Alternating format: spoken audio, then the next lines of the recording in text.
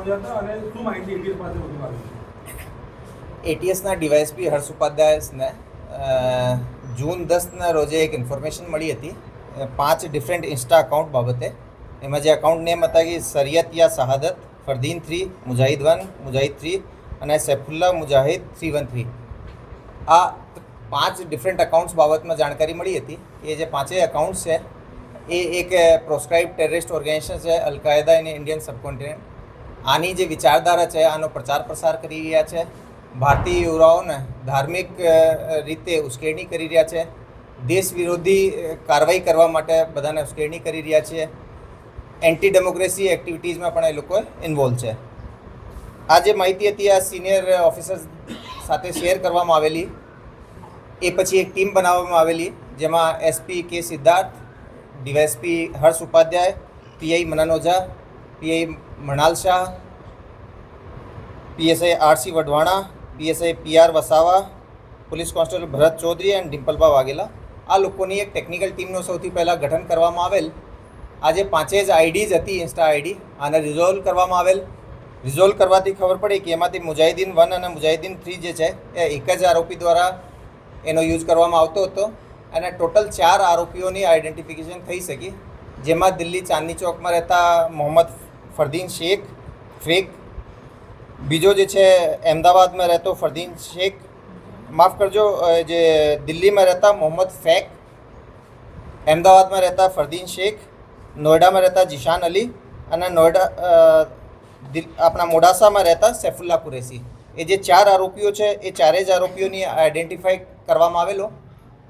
Technical આધારે જે છે એને થોડોક વધારે ચેક કરવામાં આવેલ અને આ જે ઇનપુટ મળ્યો હતો એની થોડી ફિઝિકલ પણ ચકાસણી કરવામાં આવેલ અને જાણવા મળે કે આ લોકો રેડિકલ એક્ટિવિટીઝમાં ઇન્વોલ્વ છે.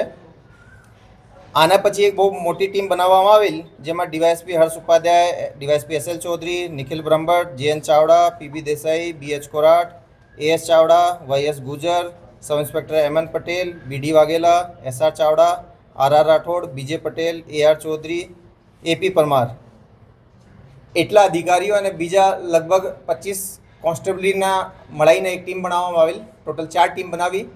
4 જ ટીમ અહેમદાબાદ, મોડાસા, દિલ્હી અને નોઈડા ખાતે મોકલવામાં આવેલી. સૌથી પહેલાં જે અમદાવાદ ફતેવાડીમાં રહેતા ફરદીનને ડિટેન કરવામાં આવેલ. આને પાસેથી અલકાયદાથી રિલેટેડ ઘણો બધો લિટરેચર પણ મળી આવેલ. સાથે સાથે હાલમાં જ એના દ્વારા એક તલવાર પણ પ્રોક્યોર કરવામાં આવેલી હતી, એ પણ એનાથી સીઝ કરવામાં આવેલી. એના સ્ટેટમેન્ટ આધારે જાણવા મળેલ કે એના જે સાથી જે છે, જે ઇન્ફોર્મેશન મુજબના 3 માણસો છે એ પણ આના જોડે સંકળાયેલા છે. આને એટીએસ ખાતે લઈને એફઆઈઆર દાખલ કરીને એ બીજા 3 લોકોનો પણ આમનો નામ ખોલવામાં આવેલો. 3 જે ટીમો હતી એના દ્વારા બીજા 3 આરોપીઓને પણ પકડવામાં આવેલ. આ લોકોનો જે ઇન્સ્ટા પ્રોફાઇલ છે એને જોતા એ લોકોએ ઘણા મોટા પ્રમાણમાં રેડિકલ કન્ટેન્ટ ક્રિએટ કરતા હતા, ફોરવર્ડ કરતા હતા, શેર કરતા હતા, કોલેબ કરતા હતા અને લોકોને આ રીતની ઉશ્કેરણી કરતા હતા. ઇન્સ્ટાગ્રામ ઉપર વિવિધ અકાઉન્ટ્સ પણ અને ગ્રુપ્સ બનાવેલા છે જેમાં એ બીજા લોકોને આ રીતે તૈયાર કરતા હતા. આમાં જે મુખ્ય માણસ મોહમ્મદ ફેક છે, જે દિલ્હીનો નિવાસી છે, એ પાકિસ્તાનના જે ઇન્સ્ટા અકાઉન્ટ છે જે કે આ જ ઓર્ગેનાઇઝેશન સાથે જોડાયેલા છે, આ લોકો જોડે લાઈવ કોન્ટેક્ટમાં હતો અને આ લોકોથી વિભિન્ન જે જિહાદી એક્ટિવિટીઝ માટે એ સાથે મળીને લોકો કામ કરતા હતા. આ 4 જને અહીંયા લઈને આપણે જે એફઆઈઆર કરવામાં આવેલી છે એમાં યુએપીના સેક્શન 13, 18, 38, 39 અને બીએનએસની કલમ 113, 152, 196 અને 61 મુજબનો ગુના દાખલ કરવામાં આવેલ છે. એમાંથી જે અમદાવાદ અને મોડાસાના જે બંને આરોપીઓ છે આને કોર્ટમાં પ્રોડ્યુસ હાલમાં જ કરવામાં આવેલ અને આના 14 દિવસના રિમાન્ડ પણ મળ્યા છે. આ જે રીતે હું કીધા કે ભાઈ એ ઇન્સ્ટા અકાઉન્ટથી પ્રાઇમા ફેસી અમને જાણવા મળેલ છે કે ભાઈ ઇન્સ્ટા અકાઉન્ટથી એ લોકોએ સંપર્ક કરતા હતા એકબીજાને.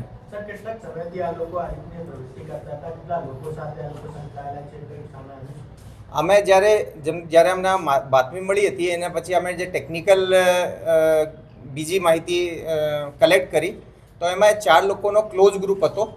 એ સિવાય પણ આ લોકોના ગ્રુપ્સ થઈ શકે, પણ આ લોકો 4 જે હતા સૌથી મોસ્ટ એક્ટિવ લોકો આ ગ્રુપમાં હતા. આ લોકોના 5 આઈડી મળે, 5 આઈડીની અંદર ટોટલ અન્ય કેટલા લોકો તેમની સાથે જોડાયેલા હતા? નહીં, એ જે છે એ બહુ ડિટેલ્ડ આનો ટેકનિકલ તપાસ કરવામાં આવશે. આપને બધાને ખબર છે કે ભાઈ પુરાવાના ભાગરૂપે આપણા આ બધા જે આના ડિવાઇસીસ છે એ સીઝ કરતા સાથે FSLમાં મોકલીએ છીએ. પરંતુ જે ઓપન સોર્સમાં જે કારણ કે ચારે જે માણસો હતા એ આપણે જોશો કે ભાઈ જે એની ઓરિજિનલ આઈડીઝ ના હતી, એ ડમી નામથી બીજી આઈડીઝ બનાવેલી હતી. તો આ ડમી આઈડીઝ જે બનાવવામાં આવેલી હતી આની અંદર જે આના ફોલોવર્સ વગેરે હોય એ પણ આની સાથે સંકળાયેલા લોકો જ હોય. સર, એક્ઝિટ પોસ્ટમાં શું ભડકાવ હતું? કોઈ નેતાના વિશે લખ્યું હોય, ભારતીય કોઈ નેતાની અંદર એક ટિપ્પણી કરી હોય? એમાં હું આપને એક્ઝેક્ટ કહું કે ભાઈ અલકાયદામાં જે જોડાયેલો આસિફ ઉમર, જે કે એક મૂળ ભારતીય નાગરિક હતો, એ અફઘાનિસ્તાનમાં મરણ પામેલ હતો. એના બયાન આ લોકોએ શેર કર્યા હતા. આ સાથે સાથે અલકાયદાના જે વિભિન્ન લિટરેચર છે એ લોકો શેર કર્યા હતા. એ સાથે સાથે જે જમહુરિયત જેને કહીએ ડેમોક્રેસીને, આને ધ્વસ્ત કરીને અને શરિયત લાગુ કરવા માટે બહુ મોટા મોટા બયાનો કરતા હતા. દેશમાં ધાર્મિક સહિષ્ણુતા ન રહે, હિંસા થાય એ રીતના આ લોકોએ પોસ્ટ કરતા હતા. सर आईटी लोगों के आने वाले दिनों में कोई क्या એક ક્વેશ્ચન પ્લીઝ. સર આ લોકોનો પારિવારિક બેકગ્રાઉન્ડ શું હતો, શું કરતા હતા, શું અભ્યાસ હતો આ લોકોનો?